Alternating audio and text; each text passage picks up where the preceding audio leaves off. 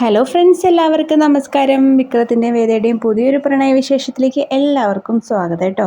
അങ്ങനെ രാവിലെ തന്നെ നമ്മുടെ വിക്രം ചേട്ടൻ എഴുന്നേറ്റു. മുറ്റത്ത് നിന്നാണ് കേട്ടോ പല്ല് തേയൊക്കെ. പുള്ളിക്കാരൻ്റെ മുറ്റത്ത് നിന്ന് തേക്കലാണ് പതിവ്. അങ്ങനെ മുറ്റത്ത് നിന്ന് പല്ല് തേച്ചുകൊണ്ട് നിൽക്കുമ്പോഴാണ് പുറത്തെ ബാത്റൂമിൻ്റെ വാതിൽ തുറക്കുന്നത് കേട്ട് നമ്മുടെ വിക്രം തിരിഞ്ഞു നോക്കി. അപ്പോൾ നമ്മുടെ വേദ കൂളി കഴിഞ്ഞ് ഈറനായിട്ട് ഇറങ്ങി വരികയാണ് കേട്ടോ.